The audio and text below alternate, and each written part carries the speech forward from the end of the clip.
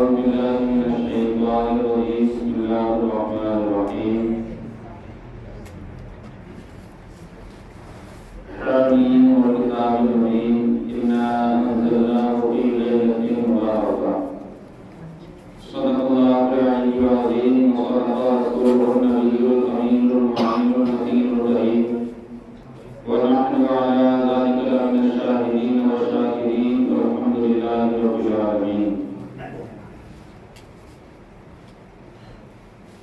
کوئی گل باقی رہے گا نہ چمک رہ جائے گا، بس رسول اللہ کا دین حسن رہ جائے گا.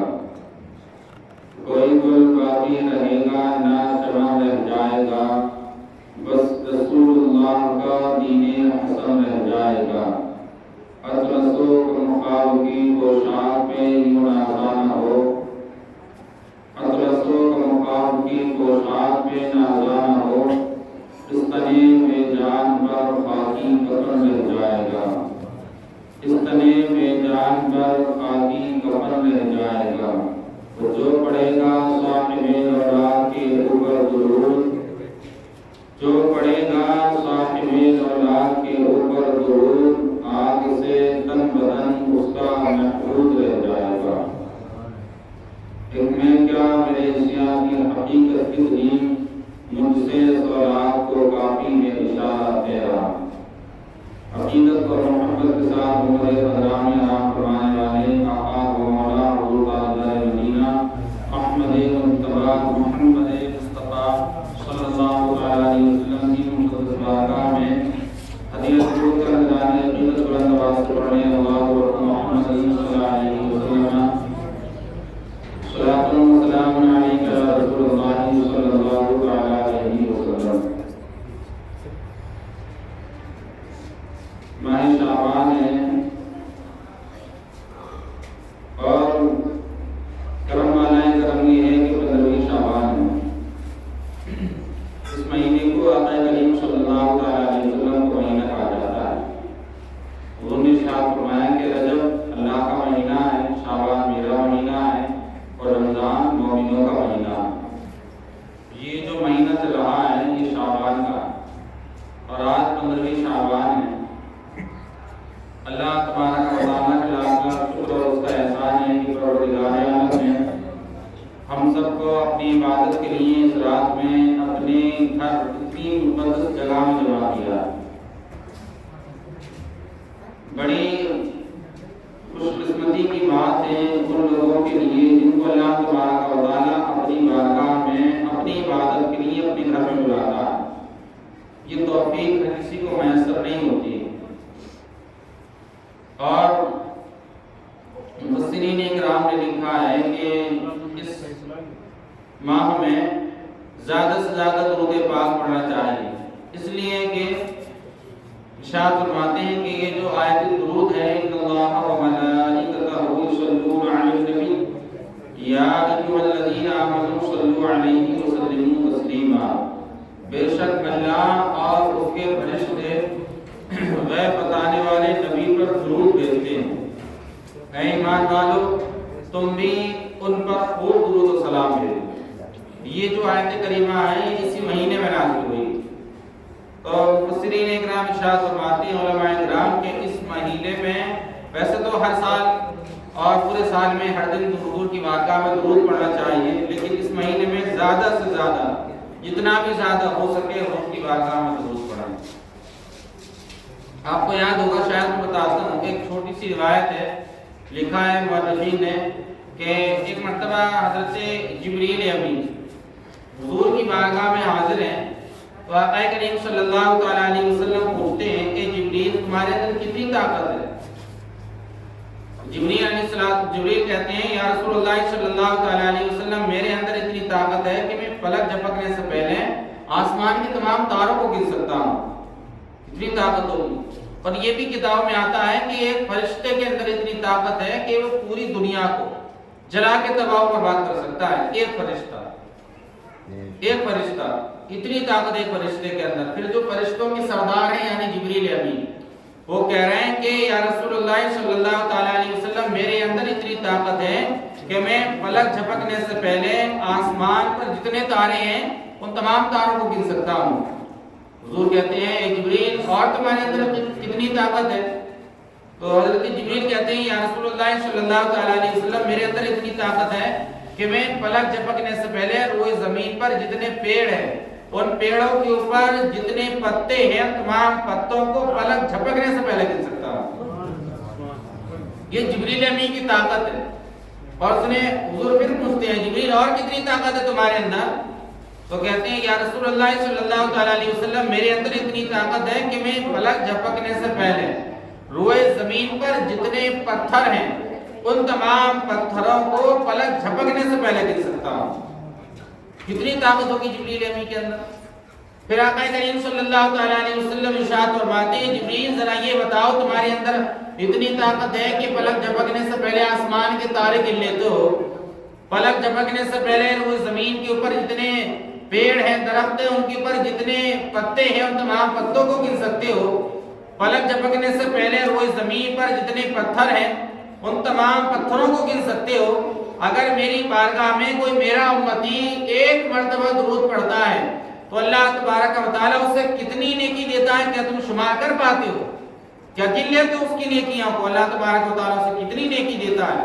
سنو جبریل امین کہتے ہیں یا رسول اللہ صلی اللہ تعالیٰ علیہ وسلم میرے اندر اتنی طاقت تو ہے کہ پلک جھپکنے سے پہلے آسمان کے تارے گن سکتا ہوں، پلک جھپکنے سے پہلے یا رسول اللہ تمام پتھروں کو گن سکتا ہوں، پلک جھپکنے سے پہلے تمام پتوں کو گن سکتا ہوں، لیکن یا رسول اللہ صلی اللہ تعالیٰ علیہ وسلم میرے اندر اتنی طاقت نہیں ہے کہ آپ کا امتی آپ کی بارگاہ میں محبت کے ساتھ میں ایک مرتبہ درود پڑھتا ہے تو اللہ تبارک و تعالیٰ اسے کتنی نیکی دیتا ہے ہم شمار نہیں کر پاتا۔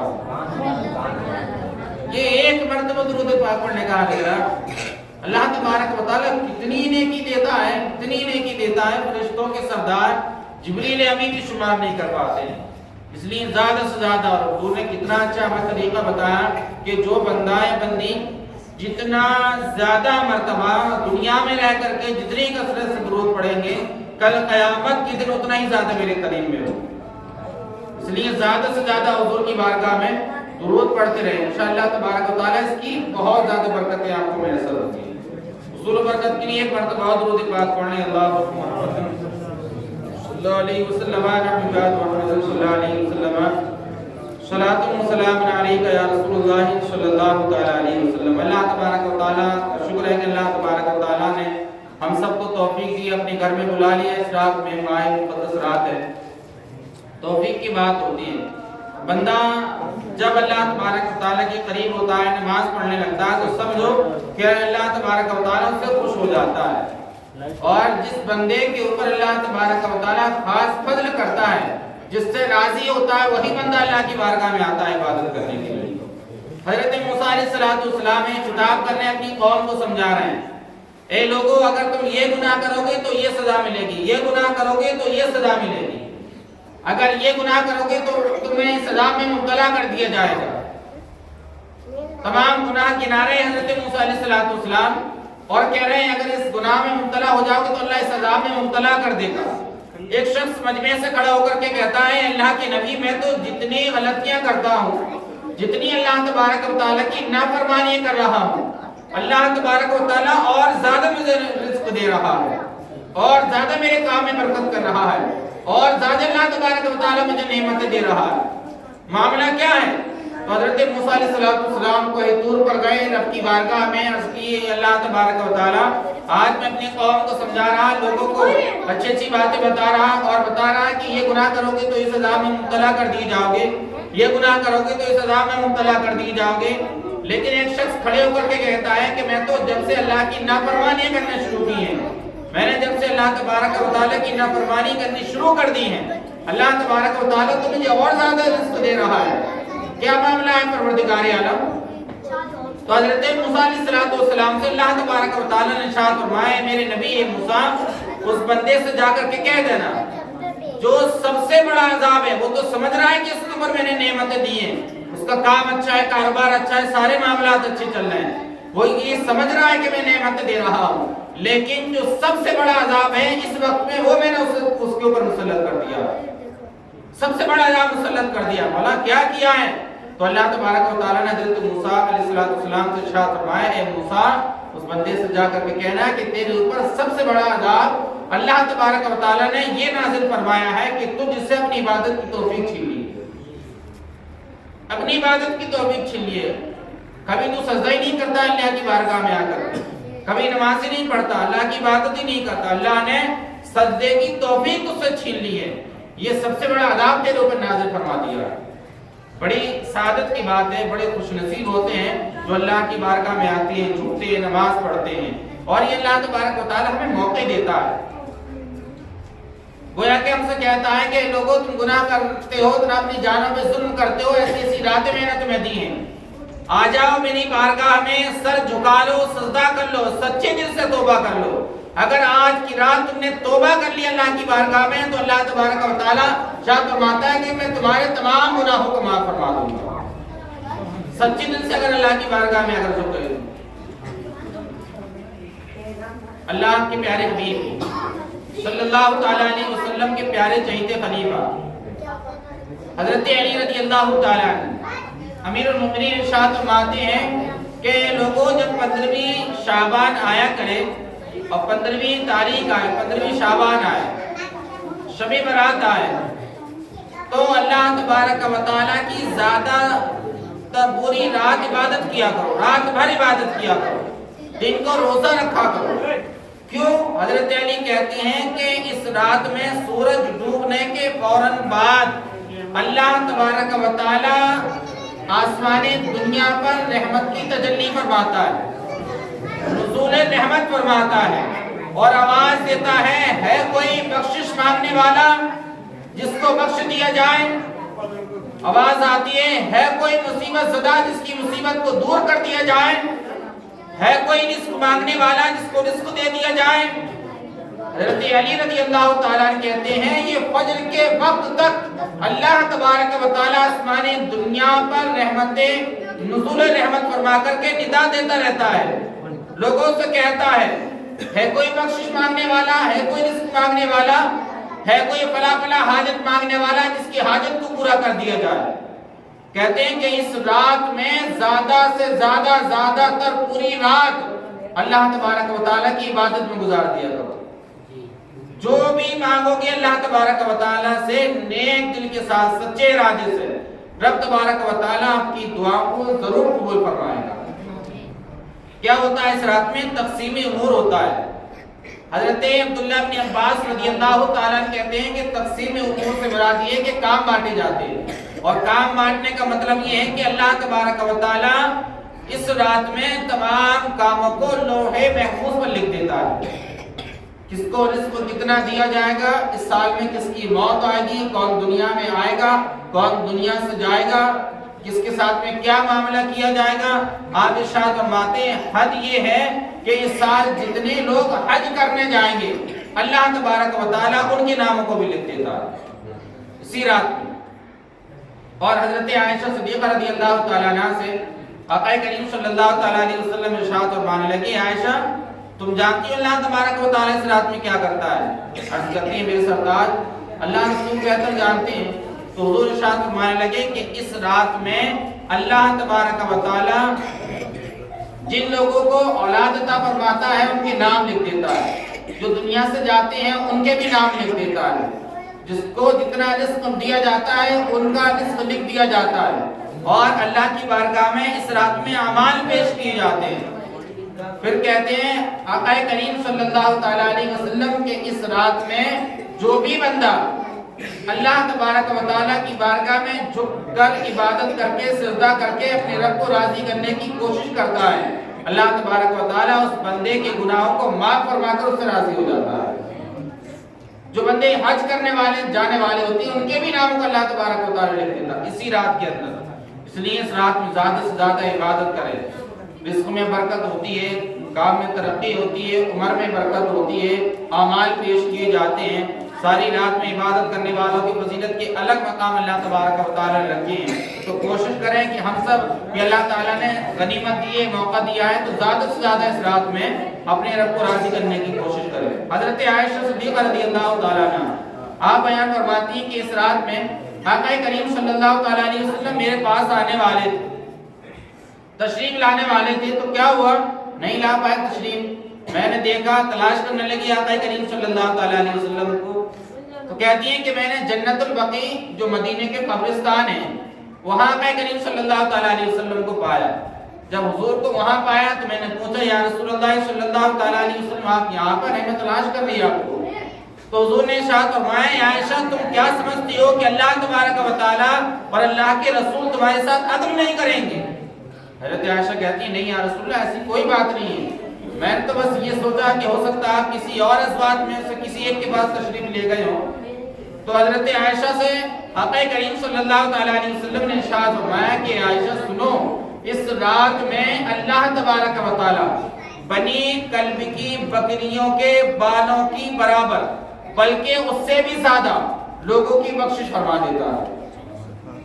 बनी कल्ब एक कबीला गुजरा है, बहुत ज्यादा बकरियां पाला करते थे। हुजूर कहते हैं कि इस रात में अल्लाह तबारक व तआला बनी कल्ब की बकरियों के बालों की बराबर बल्कि उससे भी ज्यादा लोगों को अल्लाह तबारक व तआला माफ फरमा देता है इसी रात के अंदर।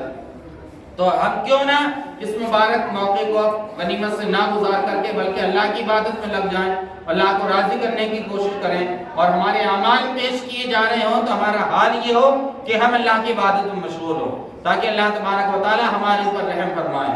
और सुनो कितना सवाब मिलता है इस रात में साहिब। हज़रत ईसा अलैहिस्सलाम गुजर के जा रहे हैं एक पहाड़ के करीब से, आपने क्या देखा, एक पत्थर पर आपकी निगाह पड़ी और पत्थर क्या था, बिल्कुल अंडे की तरह गोल था और सफेद था बिल्कुल। आपको बड़ा ताज्जुब हुआ पत्थर को देखने के बाद। अल्लाह की बारगाह में इल्तिजा करने लगे, रब की बारगाह से आवाज आई, ए मूसा, ए ईसा, इससे भी ज्यादा हम ताज्जुब की चीज आपको नहीं दिखाते? हज़रत ईसा अलैहिस्सलाम कहने लगे, या रसूल अल्लाह तबारक व तआला और बेहतर होगा, इससे ज्यादा और क्या ताज्जुब हो सकता है? इतना हसीन खूबसूरत सफेद पत्थर है बिल्कुल गोल अंडे की तरह, क्या शान है तेरी। तो अल्लाह तबारक व तआला ने पर्दे हटाए और हज़रत ईसा अलैहिस्सलाम को दिखाया, उस पत्थर के अंदर एक बंदा अल्लाह की इबादत में मशगूल था। पत्थर के अंदर आप कहते हैं, हज़रत ईसा कहते हैं कि मैंने देखा उसके सीधे हाथ की तरफ अंगूर का दरख्त था और उल्टे हाथ की तरफ नहर जारी थी। मैंने उससे पूछा, बंदे तू कौन है और यहाँ क्या करता है? और वो कहने लगा कि मैं अल्लाह की इबादत करता हूँ और हज़रत मूसा अलैहिस्सलाम का उम्मती हूँ, और जब मुझे भूख लगती है अंगूर खा लेता हूँ, जब प्यास लगती है नहर से पानी पी लेता हूँ। और अल्लाह की बारगाह में हरस से कहते हैं हज़रत ईसा अलैहिस्सलाम, जब उस बंदे ने कहा कि मैं इस पत्थर के अंदर 400 साल से इबादत कर रहा हूँ अल्लाह तबारक व तआला की। कितने टाइम से? 400 साल से अल्लाह की इबादत कर रहा हूँ उसके अंदर। हमारे तो 50, 60, 70 साल 80 साल उम्र होती है, इसमें तो हम जुमे की जुमे मस्जिद में हाजिर होते हैं, कभी फजर में, कभी जोहर में, कभी मगरिब में, नहीं तो कभी इशा में, कभी इस जुमा पढ़ लिया तो आने वाला न जाने कहाँ गुजर गया। नमाज़ें 5 वक्त की पाबंदी के साथ नहीं पढ़ पाते, तो अब पढ़ते भी हैं तो हमारे छोड़ दरवाजे से दिमाग में और दिल में घुस जाता है, शैतान वसवसे डाल देता है, तो बहुत बड़ा नमाजी हो गया है, अब 5 वक्त की नमाज पढ़ने लगा है, लोग तुझे नमाजी कहने लगेंगे। नमाज पढ़ते हैं, हमारे दिल में कभी कभी ख्याल आता है कि लोग कोई मुझे देख ले नमाज पढ़ता हो, ताकि गांव में जाकर के कहे फला बंदा देखो कितना नमाजी है, कितना नेक हो गया, सुधर गया है, ये ख्यालात हमारे अंदर आने लगते हैं।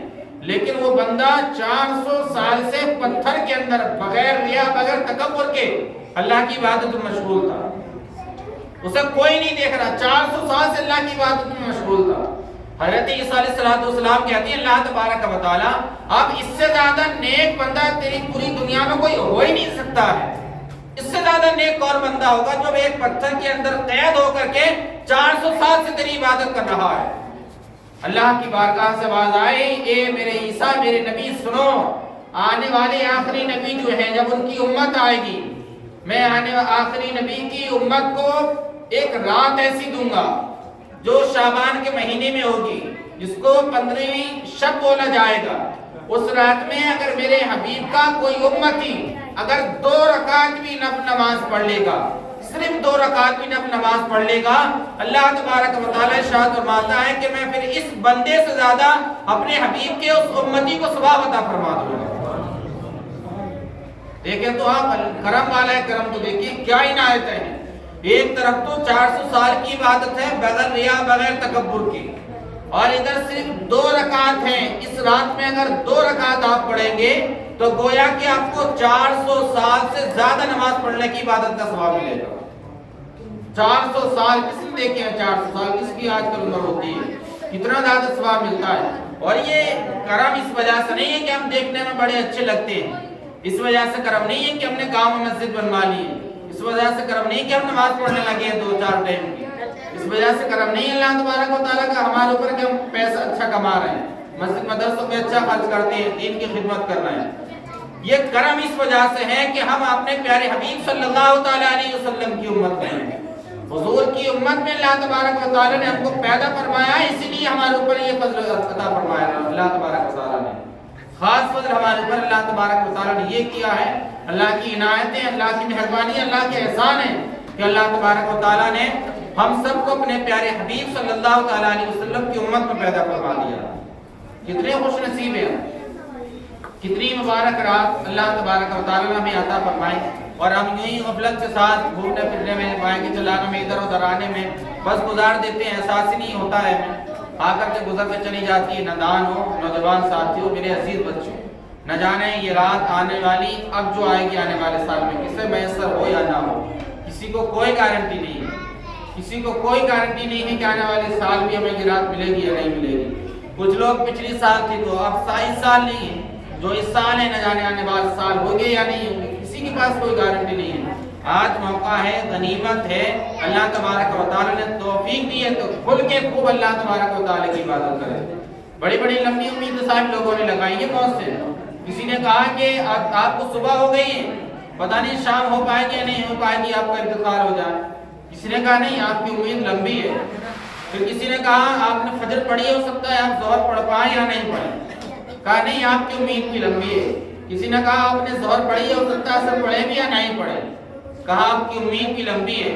کہا آپ نے اثر پڑھی ہے، ہو سکتا ہے مغرب بھی ملے گی یا نہیں ملے گی۔ کہا آپ بھی بہت لمبا سوچ رہے ہیں۔ کہا آپ نے نماز کی نیت باندھی ہے، کیا معلوم نماز کا سلام پھیرے یا نہ پھیرے آپ کا انتقال ہو جائے۔ کہا صاحب آپ کی امیدیں بھی بڑی لمبی ہیں، موت تو یہ ہے کہ آپ نے ایک طرف نماز کے اندر سلام پھیر لیا ہے، کوئی گارنٹی نہیں ہے کہ آپ دوسری طرف سلام پھیر پائے گی یا نہیں پھیر پائے، اس سے پہلے آپ کی روح نکل کے چلی جائے۔ کچھ پتہ نہیں ہے کسی کو۔ مثلا اپنی زندگی کا محاسبہ کریں، کوشش کریں اللہ تبارک و تعالیٰ کو منانے کی، راضی کرنے کی، اور شریعت کے مطابق زندگی گزارنے کی توفیق کریں۔ کوشش کریں، اللہ تبارک و تعالیٰ نے اپنے پیارے حبیب صلی اللہ تعالیٰ علیہ وسلم کی امت میں ہم کو پیدا فرمایا ہے، جس امت میں آنے کے لیے تقریباً 13 نبیوں نے دعائیں کی ہے کہ اللہ تبارک و تعالیٰ تو ہمیں نبی نہ بناتا، کاش اپنے پیارے حبیب کی امت میں ہم کو پیدا فرما دیتا۔ اور آقا کریم صلی اللہ تعالیٰ علیہ وسلم نے ہماری خاطر نہ جانے کہاں کہاں جا کر کے دعائیں کی، دنیا میں آئے تو اس گنہگار غریب امت کو یاد کیا۔ اسی رات میں جنت البقیع میں کس لیے گئے تھے آقا کریم صلی اللہ تعالیٰ علیہ وسلم؟ ہم گنہگاروں کے لیے دعا کرنے کے لیے۔ شہداء احد کی مزاروں پہ گئے تھے کس لیے؟ ہم گنہگار امت کے لیے دعا کرنے کے لیے۔ پہاڑیوں میں جا کر کے بیٹھ جاتے دعائیں کرتے کس لیے؟ ہم لوگوں کے لیے۔ معراج کی رات میں گئے، کوئی تو ایسے وقت میں جب کسی بادشاہ کے، کسی پردان کے، کسی ودائک کے پاس جاتا ہے، کوئی اپنے بیٹے کے لیے سوال کرتا ہے، کوئی اولاد کے لیے، کوئی بیٹی کے لیے، کوئی محلے والوں کے لیے، کوئی گھر والوں کے لیے، کوئی ماں باپ کے لیے۔ لیکن اللہ تبارک و تعالیٰ کی بارگاہ ہمیں جب آقا کریم صلی اللہ تعالیٰ علیہ وسلم گئے ہیں تو کسی روایت میں نہیں ملے گا آپ کو، نہ تو حضور نے حضرت فاطمہ کے لیے کوئی سوال کیا اللہ سے، نہ تو حضرت حسن کے لیے، حضرت حسین کے لیے اللہ سے کوئی سوال کیا، نہ حضرت علی کے لیے کوئی سوال اللہ تبارک و تعالیٰ سے کیا، نہ صدیق اکبر کے لیے کوئی سوال کیا، نہ عمر کے لیے کوئی سوال کیا، نہ عثمان کے لیے کوئی سوال کیا، نہ ابو طلحہ کے لیے، نہ زبیر کے لیے، کسی کے لیے نے کوئی سوال نہیں کیا۔ اللہ تبارک و تعالیٰ سے اس وقت میں بھی اللہ تبارک و تعالیٰ کے پیارے حبیب صلی اللہ تعالیٰ علیہ وسلم نے اس گنہگار امت کے لیے سوال کیا۔ کتنے خوش نصیب ہے آقا کریم صلی اللہ تعالیٰ علیہ وسلم نے ہر وقت ہمیں یاد کیا۔ اور آج امت کا حال کیا ہے، دیکھو کس طریقے سے بیٹھے ہیں مسجد میں، کیا ہو رہا ہے، کچھ پرواہ نہیں ہے، کچھ سنا رہا ہے، کوئی کیا کر رہا ہے، ہم کس جگہ پر کوئی بیٹھے ہیں اور کیا کرنے ہم آئے ہیں، بس باتوں میں مشغول ہیں۔ ہنسنے سے مطلب ہے، باتیں کرنے سے مطلب ہے، بس کم از کم یہ تو سوچیں ہم کس جگہ پر اٹھ کے بیٹھے ہیں۔ ساری دنیا میں سب سے مقدس اور سب سے پسندیدہ اللہ کو جو جگہ ہے وہ مسجد کی جگہ ہے۔ مسجد اللہ تبارک و تعالی کی بارگاہ میں بہت مقبول ہے، اور کہا گیا ہے کہ لوگوں سب سے پہلے تم مسجد میں چلے جایا کرو اور سب سے آخر میں مسجد سے آیا کرو۔ کہا بازاروں میں سب سے بعد میں جایا کرو اور سب سے پہلے بازاروں سے آ جایا کرو، اس لیے کہ مسجد میں آپ بیٹھے رہیں گے جتنی بھی دیر بھی تو اللہ تبارک و تعالی آپ کی صرف بیٹھنے کی وجہ سے ہی آپ کی نیکیوں میں اضافہ کرتا رہے گا، صرف بیٹھنے کی وجہ سے۔ تو دنیا میں باتیں کرنا حرام ہے۔ نیکیاں ایسے ختم ہو جاتی ہیں جیسے پتجھڑ کے زمانے میں پیڑ سے پتے گر جاتے ہیں، مسجد کے اندر باتیں کرنے سے کچھ احساس ہی نہیں، کوئی مطلب ہی نہیں ہے، کوئی فکر ہی نہیں ہے، نہ جانے کہاں رہ کر کے ہم زندگی گزار رہے ہیں۔ یہی ماں باپ ان اولادوں سے امید لگا کر کے بیٹھے کہ انتقال کے بعد میں یہ جائیں گے سورہ یاسین پڑھنے کے لیے، جن کو فرصت ہی نہیں ہے ماں باپ سے بات کرنے کی، جن کو ٹائم ہی نہیں ہے اپنے موبائل سے، وہ اولاد چلی جائے گی آپ کی قبر پر سورہ یاسین پڑھنے کے لیے، وہ بیٹا آپ کا جائے گا آپ کے لیے سال ثواب کرنے کے لیے، جو بیٹا آپ صبح اٹھ کر کے نماز فجر کی نماز نہیں پڑھ سکتا، جس کو مسجد میں بیٹھ کے ابھی سکون نہیں ہے، معلوم نہیں کہاں بیٹھا ہے، ہنسنے سے مطلب ہے، وہ اولادیں جائیں گی آپ کی قبروں پہ سورہ یاسین پڑھنے کے لیے، آپ کے لیے سال ثواب کریں گی، آپ کے لیے صدقہ کریں گے، آپ کے لیے خیرات کریں گی، جو آپ کے سامنے عبادت نہیں کر پا رہی، آپ کے سامنے نماز کی پابند نہیں، آپ کے سامنے قرآن کی تلاوت نہیں کر رہی، آپ کے انتقال کے بعد میں کیا فائدہ ہوگا ان کا؟ سنو، حضرت ابن عباس رضی اللہ تعالیٰ کیا ارشاد فرماتے ہیں کہ عید کی رات اور جمعہ کی رات اور شب برات کی رات، یہی 15ویں شب یہ آتی ہے تو کہتے ہیں حضرت ابن عباس رضی اللہ تعالیٰ کی روحیں آتی ہیں، دروازوں پہ کھڑی ہو جاتی ہیں اور کیا کرتی ہیں؟ پکارتی ہیں بلند آواز سے، ہے کوئی جو ہمارے اوپر رحم کرے، ہے کوئی ہمارے نام سے ہمارے رشتہ دار ہمارے گھر والے جو سال ثواب کریں، ہے کوئی جو ہمارے نام سے صدقہ و خیرات کرے، ہمارے اوپر رحم کر دے۔ یہ کون کہتا ہے؟ جو دنیا سے گزر کے چلے گئے، دروازوں پہ آ کر کے کھڑے ہو جاتے ہیں، اور یہ کوئی ایک ہی مرتبہ نہیں آتے ہیں، ہر جمعے کی رات میں آتے ہیں، شب جمعہ میں آتے ہیں، ہر شب برات میں آتے ہیں، ہر عید کی رات میں آتے ہیں، اور آ کر کے بلند آواز سے پکارتے ہیں، ہے کوئی جو ہمارے اوپر رحم کر دے، ہے کوئی جو ہمارے نام سے صدقہ و خیرات کرے، سال کرے، تاکہ ہمیں قبر کے اندر اس کا فائدہ میسر ہو جائے، فائدہ مل جائے۔ تو اگر جو گھر والے رشتہ دار ان کے نام سے سال ثواب کر دیتے ہیں تو دعائیں دے کر کے جاتے ہیں، اور اگر کوئی ایسا نہیں کرتے ہیں تو افسوس کے ساتھ اپنی قبروں میں تشریف لے جاتی ہیں لوگ۔ اب انہیں کتنا افسوس ہوتا ہوگا جو آپ کو مکان بنا کر کے دے گئے، جو آپ کو زمین خرید کے دے گئے، جو آپ کو پڑھا کر کے اسکول اور کالجوں میں چلے گئے، اور جب وہ خالی ہاتھ جاتے ہوں گے اپنے دروازوں سے روزانہ لوٹ کر کے ہر جمعرات کو یا ہر شب برات میں یا ہر عید میں، اور آپ ان کے لیے سال ثواب بھی نہیں کرتے ہوں گے، افسوس نہیں ہوتا ہوگا انہیں؟ کتنا افسوس ہوتا ہوگا۔ یہ تو آپ کو احساس اس دن ہوگا جب آپ خود اولاد والے ہوں گے اور آپ قبر کے اندر پڑے ہوں گے، آپ کی اولاد آپ کی قبر پہ بھی جا کر نہیں جا رہی ہوگی، اس وقت میں آپ کو احساس ہوگا۔ یہ راتیں پھر ہاتھ نہیں آئیں گی، پھر میسر نہیں ہوں گی یہ راتیں کہ 2 رکعت نفل نماز پڑھ لینا، 400 سال سے زیادہ کا بھی آپ کو عبادت کا ثواب ملے گا، پھر فضیلت نہیں ہوگی یہ۔ حضرت ابو ہریرہ رضی اللہ تعالیٰ عنہ حدیث پاک میں ارشاد فرماتے ہیں، عن ابی ہریرہ رضی اللہ تعالیٰ عنہ قال قال رسول اللہ صلی اللہ تعالیٰ علیہ وسلم اذا مات الانسان انقطع عنه عمله الا من ثلاثة الا من صدقة جاریة او علم ينتفع به او ولد صالح يدعو له۔ حضرت ابو ہریرہ رضی اللہ تعالیٰ عنہ کہتے ہیں کہ لوگوں جب انسان دنیا سے چلا جاتا ہے، انتقال ہو جاتا ہے، تو اس کے اعمال اس سے کٹ جاتے ہیں، پھر تھوڑی اسے نماز پڑھنے کا، روزے رکھنے کا موقع دیا جاتا ہے، اسے ثواب ملتا ہے، کچھ نہیں ملتا۔ لیکن 3 چیزیں ایسی ہیں جس کا ثواب اسے قبر کے اندر مرنے کے بعد بھی ملتا رہتا ہے۔ یہ کون کہہ رہے ہیں؟ اللہ کے پیارے حبیب صلی اللہ تعالیٰ علیہ وسلم۔ وہ 3 چیزیں کون سی ہیں؟ کہہ رہے ہیں کہ ایک چیز ہے صدقہ جاریہ، جیسے کوئی بندہ مسجد بنوا کر کے چلا گیا یا مسجد میں حصہ لے لیا، غریب کی مدد کر دی، غریب بچی کی شادی کر دی یا اس میں حصہ لے لیا، غریب بیٹی کا سہارا بن گیا، غریب یتیم بچوں کی مدد کر دی، مدرسے میں پیسے دے دیے، طالب علموں کی مدد کر دی وغیرہ وغیرہ، یا لوگوں کے لیے پانی کا انتظام کر دیا. صدقہ جاریہ یہ جو کر کے گیا ہے، جب تک لوگ اس سے فائدہ اٹھاتے رہیں گے قبر کے اندر اس کو برابر ثواب ملتا رہے گا. کتنی سعادت کی بات ہے. پھر کہہ رہے ہیں آقا کریم صلی اللہ تعالیٰ علیہ وسلم کہ دوسری چیز ہے علم نافع. جیسے کسی نے علم نافع حاصل کیا، مثال کے طور پہ آپ کی آسان زبان میں کسی نے قرآن پڑھا، حدیث پڑھی ہے، دوسرے کو سکھا دی، اس نے تیسرے کو سکھائی، اس نے پھر ایک کو سکھائی، وہ آگے تک سکھاتا رہے گا قیامت تک. یہ بندہ انتقال کر کے دنیا میں سے چلا جائے گا، قبر میں پہنچا ہوگا، لیٹا ہوگا، اور یہ لوگ سکھا رہے ہوں گے اس کی سکھائی ہوئی حدیث یا قرآن کی آیت. تو جب تک لوگ ایک دوسرے کو سکھاتے رہیں گے اس کو بھی قبر کے اندر برابر ثواب ملتا رہے گا. یہ ہے علم نافع. تیسری چیز ہے نیک صالح اولاد جو اس کے لیے مغفرت کی دعائیں کرتی رہے. وہی میں کہہ رہا تھا، یہ بیٹے آپ کے لیے مغفرت کی دعائیں کر دیں گے جو آپ کا بھی کہنا نہیں مان رہے ہیں. اگر کوئی ایسا نیک بیٹا چھوڑ کے گئے ہیں ماں باپ، تو جب بھی وہ بیٹا اپنی ماں باپ کے لیے دعائیں کرے گا، اللہ تبارک و تعالی اس کی دعا کرنے کی وجہ سے ماں باپ کے گناہوں کو معاف فرما دے گا، عذاب میں تخفیف کر دے گا، بس اوقات مغفرت ہو جائے گی. کیسے؟ ایک روایت میں نے پڑھا کہ جب بچہ پہلے دن جاتا ہے قاعدہ پڑھنے کے لیے، گیا، کتاب میں لکھا ہے کہ ایک بچہ قاعدہ پڑھنے کے لیے مسجد میں پہنچا، استاد نے پڑھائی بسم اللہ الرحمن الرحیم، اللہ کے نام سے شروع جو بہت مہربان ہے، رحمت والا ہے، رحیم ہے، بہت بڑا رحیم ہے، مہربان ہے، رحمت کرنے والا ہے.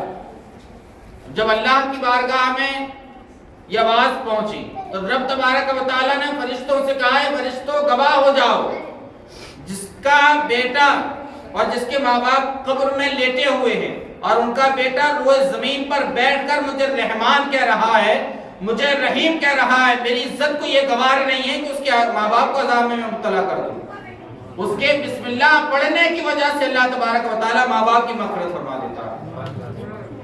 اب جن کے بیٹے حافظ ہوں، عالم ہوں، بہترین، جو ماں باپ کے لیے مغفرت کی دعائیں کر رہے ہو، ہر نماز میں آئے اللہم ربنا اغفر لی ولوالدی وللمؤمنین یوم یقوم الحساب. اے اللہ ہماری بھی بخشش کر دے، ہمارے ماں باپ کی بھی بخشش فرما دے. ہر نماز میں جس کا بیٹا اپنے ماں باپ کے لیے دعا کرے گا، اللہ کیوں نہیں اس کے ماں باپ کو بخشش فرمائے گا.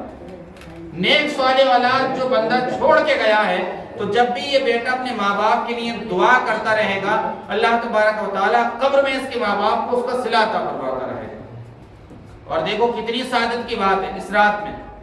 ابھی جو میں نے حدیث سنائی، حضور کہاں تھے؟ جنت البقیع میں.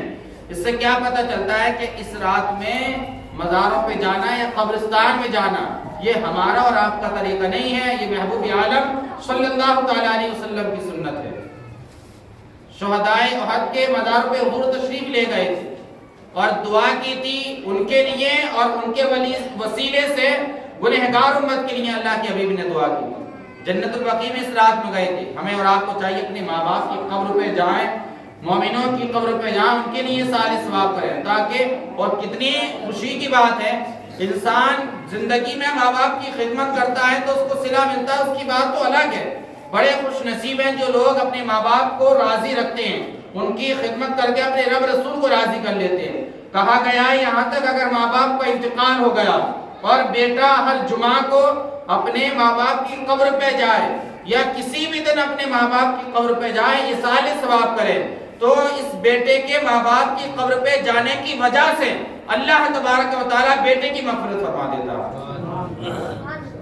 اب تو زندگی میں خدمت کرتے ہیں، ان کی شان کیا ہوگی؟ انتقال ہو گیا، ماں باپ قبر میں لیٹے ہیں، آپ جا رہے ہیں ماں باپ کے لیے، ان کو کیا فائدہ ہو رہا ہے؟ وہ صرف آپ صالح ثواب کر رہے ہیں. تو اللہ تبارک و تعالیٰ آپ کی مغفرت فرما دے گا.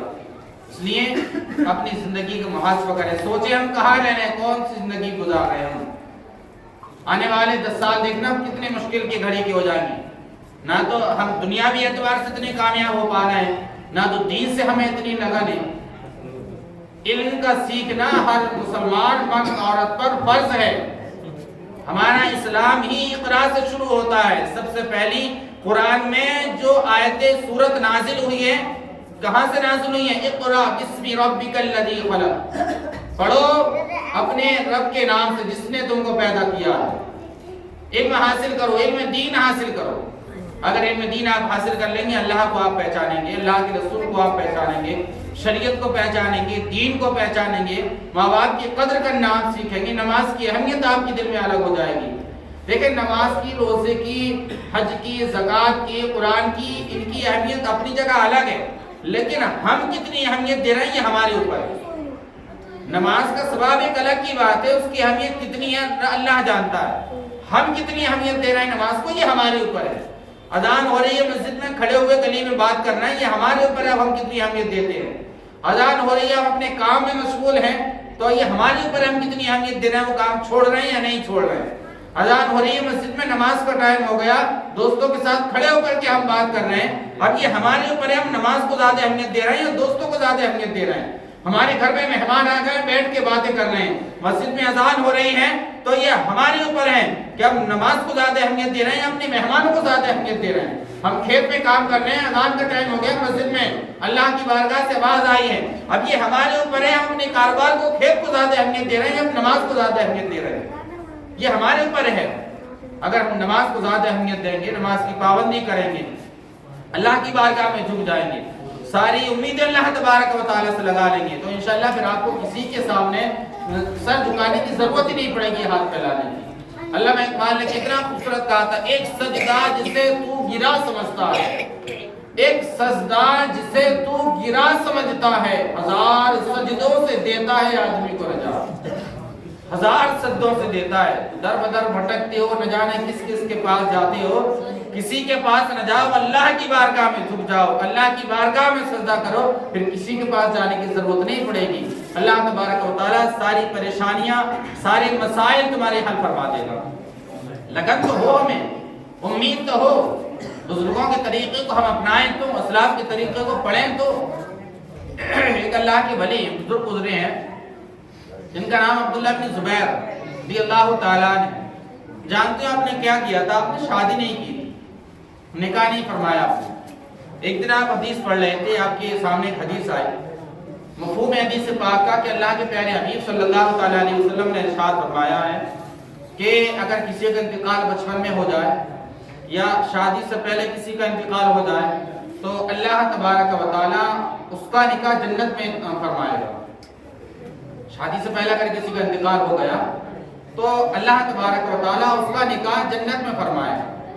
यह हदीस पाक का मफ़हूम है। जब आपने पढ़ा तो आप अल्लाह की बारगाह में दुआ करने लगे, मुराक़बा किया आपने कि अल्लाह तबारक व तआला वो कौन सी खातून होगी जिससे मेरा निकाह हो। दुआ की अल्लाह तबारक व तआला से, सोए तो आपको दिखाया गया, अल्लाह तबारक व तआला ने बताया कि एक मैमूना है बसरा की, उसके साथ में तुम्हारा निकाह कराया जाएगा। और वो जानते हो कैसी थी? एकदम बिल्कुल काली सियाह, हब्श के जिस तरीके से लोग होते हैं, बिल्कुल सियाह थी, बिल्कुल काली। मैमूना बसरा की रहने वाली थी। तो आपको बड़ी हैरत हुई कि इतनी काली औरत से मेरा निकाह कराया जाएगा। निकल गए बसरा की तरफ। जब निकले बसरा की तरफ, वहां पहुंचे तो आपका बड़ी शोहरत थी, लोग बड़ा जानते थे आपको, बड़ा नाम था। कहा हुजूर आप आ गए, आपने बताया भी नहीं, आप हमें बता देते, खत लिख करके भेज देते, हम खुद आपके पास चल के तशरीफ ले आते, हम आपकी बारगाह में आ जाते, बताते तो आप खुद आए हैं, क्या मामला है? तो जाते ही जाते आपने पूछा कि बताओ मैमूना कौन है, मैमूना किसका नाम है? कहा आप मैमूना को तलाश कर रहे हैं। मैमूना तो एक पागल सी दीवानी सी औरत है जो हमारी बकरियां चराने जाती है, उजरत पे, हम उसे उजरत देते हैं, बकरियां ले जाती है जंगलों में, बकरियां चराती है। और उसका अजीब मामला है, लोग जब हंसते हैं तो रोने लगती है, और जब लोग रोते हैं तो हंसने लगती है। अजीब मामला है उसका बिल्कुल। कहा अच्छा बताओ मैमूना है का? क्या आप ठहरे हुजूर, शाम को आएगी, असर तक आ जाएगी। कहा असर किसने देखी? अभी बताओ किधर गई है? जंगल की तरफ। लोगों ने कहा कि इधर की तरफ गई है, आप चले जाओ। गए आप जंगल की तरफ, तलाश करने लगे, और जंगल कितना भयानक था, शेर, चीते, तमाम मौजी जानवर उसके अंदर थे। जब आप जाने लगे तो आपने कहा कि खातून ये कहाँ रहती है? इतने भयानक जंगल के अंदर क्या करने जाती है? बकरी चराने के लिए जाती है। तो किस तरीके से इतने भयानक जंगल में बकरी चरा लेती है? यहाँ तो कहीं शेर नजर आ रहे हैं, कहीं चीते नजर आ रहे हैं, कहीं बड़े बड़े सांप नजर आ रहे हैं, कहीं कुछ नजर आ रहा है, इसको कोई तकलीफ नहीं देता है? चारों तरफ जब देखा, बहुत ज्यादा तलाश करने के बाद आपको बकरियां दिखी। बकरियों के करीब में गए तो एक खातून नमाज पढ़ती हुई नजर आई। वो बकरियों को नहीं चरा रही थी, मुसल्ला बिछा करके अल्लाह की इबादत में मशगूल थी, नमाज पढ़ रही थी अपने रब की बारगाह में, नमाज पढ़ रही थी। कह रहे थे, हजरत अब्दुल्ला कहते हैं कि मैंने हैरत की बात तो ये देखी कि वो तो नमाज पढ़ रही, तो मुझे हैरत नहीं हुई। हैरत तो मुझे तब हुई जब मैंने देखा कि उसकी बकरियों को वो नहीं चरा रही, बल्कि शेर उसकी बकरियों को चरा रहे थे, शेर चरा रहे थे उसकी बकरियों को। कहा मैंने अजीब सोचा, अजीब हैरत हुई मुझे इन शेर में और बकरियों में कब से दोस्ती हो गई। शेर तो बकरियों को देख रहे तो फौरन चीर फाड़ कर देते हैं, खा जाते हैं, वो तो उनकी गिज़ा है, वो तो खुराक है उनकी, इनमें आपस में कब से दोस्ती हो गई है। बड़ी हैरत की बात है, आप खड़े हो गए। अब ताजुब की बात देखिए, हजरत अब्दुल्ला कहते हैं जब उन्होंने सलाम फेरा हजरत मैमुना ने, तो सलाम फेरती हैं और तो क्या कहती हैं, अब्दुल्ला तुम क्यों आए हो यहाँ पर। आप कहते मुझे बड़ी हैरत हुई, उस खातून से न कभी मैंने देखा उसको, न कभी मिला, न कभी मुलाकात हुई, मेरा नाम कैसे जानती है। फिर वो कहती हैं और ताजुब की बात, अब्दुल्ला हमारा तो वादा जन्नत में मिलने का था, तुम यहाँ क्या करने आ गए हो मेरे पास। अब्दुल्ला कहती हैं अल्लाह मुझे और ज्यादा ताज्जुब होने लगा कि इस औरत को कैसे मालूम, ये तो ख्वाब मैंने रात में देखा था, अल्लाह ने मुझे बताया था कि मेरा निकाह इसके साथ में करागा अल्लाह तबारक व तआला जन्नत में। तो हजरत मैमुना कहती हैं रज़ी अल्लाह तआला अन्हा कि जिस रब ने आपको रात में ख्वाब में बताया था, उसी रब ने रात में मुझे ख्वाब में बताया। ये अल्लाह वाले होते लोग। कहती हैं कि जिस रब ने आपको रात में ख्वाब में ये बताया कि आपका निकाह मेरे साथ होगा, उसी रब ने रात में मुझे ये भी बता दिया कि मेरा निकाह आपके साथ में होगा। बड़ी हैरत की बात है। फिर हजरत अब्दुल्ला कहते हैं कि मैंने उनसे एक सवाल किया, अच्छा मुझे आप ये बता दें, जन्नत में मुलाकात होगी, बस एक बात मुझे बता दें कि शेरों की ग़िज़ा है बकरियां, शेर बकरियों को खाते हैं, इनमें दोस्ती आपस में कैसे हो गई, ये शेर कब से बकरी चराने लगे। आप नमाज पढ़ रहे हैं तो मुझे हैरत नहीं हुई, अल्लाह की इबादत कर रहे हैं, बंदा कहीं भी किसी भी हालत में अल्लाह की इबादत कर सकता है, कहीं भी मुसल्ला बिछाए, मुझे ताज्जुब नहीं हुआ। जब आपकी बकरियों के करीब में शेरों को खड़ा हुआ मैंने देखा तो मुझे बड़ी हैरत हो गई कि शेरों ने आपकी बकरियों से दोस्ती कर ली है। तो कहती हैं, पैगाम देती हैं क़यामत तक के लोगों के लिए। हजरत मैमुना रज़ी अल्लाह तआला अन्हा कहती हैं कि अब्दुल्ला जब से मैंने अपने रब से दोस्ती लगा ली है, तब से शेरों ने मेरे बकरियों से दोस्ती लगा ली है। सोचे तो सही, कहती हैं कि जब से मैंने अपने रब से यारी लगा ली, दोस्ती लगा ली है, अपनी रब की बारगाह में झुक गई हूँ, तब से इन शेरों ने मेरी बकरियों के साथ में दोस्ती कर लिया। मुझे ख्याल नहीं करना पड़ता बकरियों को मुझे नहीं चराना पड़ता है, बल्कि मैं तो आती हूँ जंगल में रोजाना। लोग तो समझते हैं मैमुना हमारी बकरियां चराने गई है, लोग तो कहती हैं कि उजरत पे बकरियां चराती है मैमुना। बकरियां चराना मेरा मकसद नहीं होता है, बल्कि मैं तो तन्हाई में आके अपने रब को राजी करना चाहती हूँ। तन्हाई मिल जाती है, लोग गांव बस्ती में मुझे सताते हैं, कोई दीवाना बोलता है, कोई पागल बोलता है, कोई कुछ कहता है, कोई कुछ कहता है, यहाँ कोई नहीं आता है मेरे पास, बस मैं होती हूँ, मेरा रब होता है, रब को राजी करती रहती हूँ अपनी। ऐसी ऐसी खातूनें गुजरी है साहिब। आज हमारे घर का माहौल क्या है, ना नमाज पढ़ ली, ना कुरान पढ़ ला, बस इधर उधर की बात है, दुनिया की बातों में वक्त गुजर जाता है। और क्यों, तरबियत ही नहीं है बच्चों की, खुद अपने माँ बाप अपने बच्चों की तरबियत नहीं करती है। ये हर किसी की जिम्मेदारी है कि अपनी औलाद की बंदा खुद तरबियत करे। अगर माँ बाप अपनी औलाद की तरबियत कर लेंगे तो इंशाल्लाह ये माशरा तो खुद ब खुद सुधर जाए। कैसी कैसी खातूनें गुजरी हैं जानते हो। एक खातून थी, खड़ी थी अपनी छत पर खड़ी, आपकी निगाह गई कुएं के पास, कुएं के करीब एक बुजुर्ग खड़े थे और नमाज का टाइम हो गया, वो परेशान थे कि क्या किया जाए, पानी निकाल लिया जाए। वो सोच रहे थे किस तरीके से पानी निकालूं, वुजू करूं और नमाज पढ़ूं। बार बार सोचते और खड़े हो जाते, हैरत से देख रहे थे, ना डोल थी ना रस्सी, कुछ नहीं था, कोई बर्तन ही नहीं था, कोई सहारा नहीं था जिससे पानी निकाल लेते। अब वो खातून छत से खड़े होकर के देख रही थी। बड़ा नाम था उन बुजुर्ग का, इलाके में लोग जानते थे, नेक थे, बड़े लोग चाहने वाले थे। खातून आई उनके पास, खड़े होकर के कहती है मुझे ऐसा लग रहा है आप परेशान हैं। कहा हाँ मैं परेशान इस वजह से हूँ कि मैं चाहता हूँ कि पानी निकाल लूँ कुएं से, नमाज पढ़ लूँ वुजू करके, और कोई सामान ही नहीं जिससे मैं कुएं से पानी निकालूं। وہ خاتون کہتی ہیں بس اتنی سی بات ہے، آپ اس کے لیے اتنا پریشان ہو رہے ہیں کہ ہاں اتنی سی بات نہیں ہے، بہت بڑی بات ہے، کوئی برتن ہی نہیں ہے، نہ نسی ہے نہ ڈول ہے، کیسے پانی نکالوں گا میں؟ تو وہ خاتون نے جانتے ہو کیا کیا؟ اس کنویں کے اندر اپنا تھوک ڈالا۔ کیا ڈالا؟ تھوک ڈالا کنویں کے اندر۔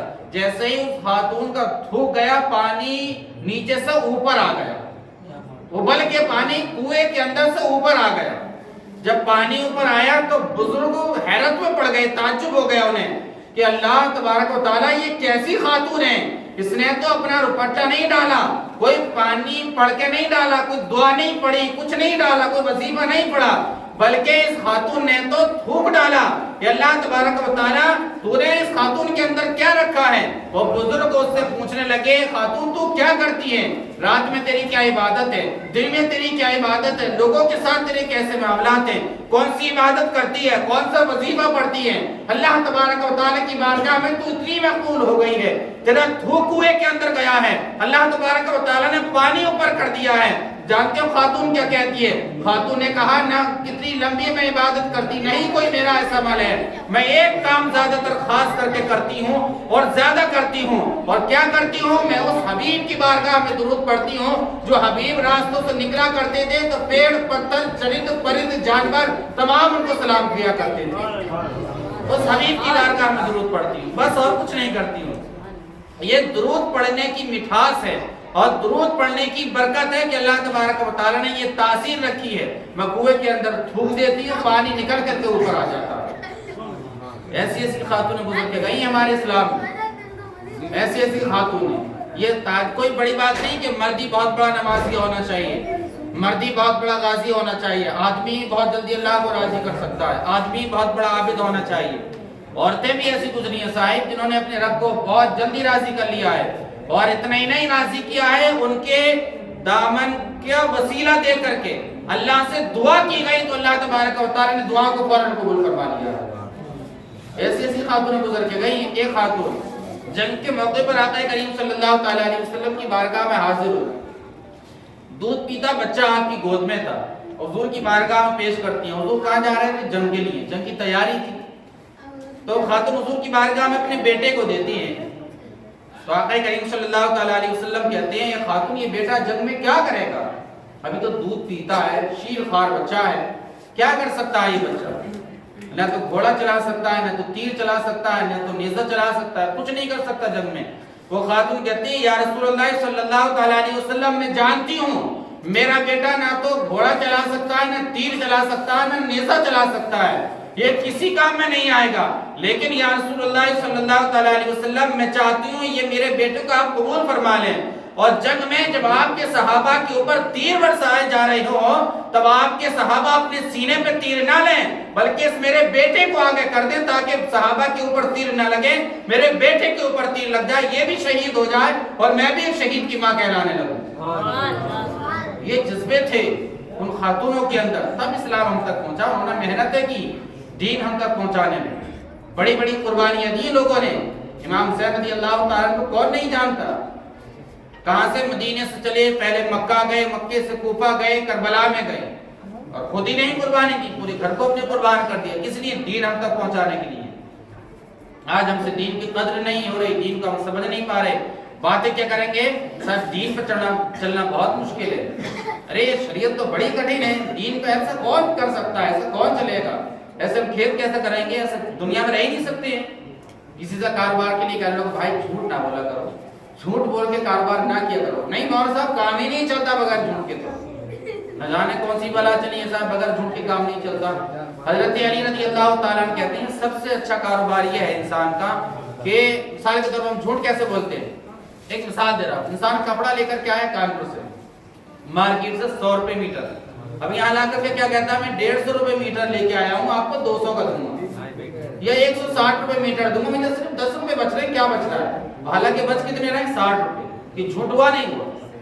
اس سے حضرت علی کہتے ہیں، اسی مثال کو دے کر کے میں آپ کو سمجھانا چاہتا ہوں، حضرت علی کہتے ہیں کہ آپ اس سے یہ کہیں صاحب صاحب کہ میں چاہیں جتنے کا لے کر کے آیا ہوں، میں تو آپ کو 500 روپے میٹر دے رہا ہوں، آپ کا دل ہے تو لے، نہ تو نہیں لے، یہ تو میری مرضی ہے، میرا مال ہے، میں چاہیں جتنے کو لایا ہوں، آپ یہ نہ بتائیں کہ مجھے اتنے میں پڑا ہے، میں اتنے میں لایا ہوں یا میں نے اتنے میں خریدا ہے، یہ تو میں اتنے میں بیچ رہا ہوں، بس یہ بتائیں اس کو گراہک کو۔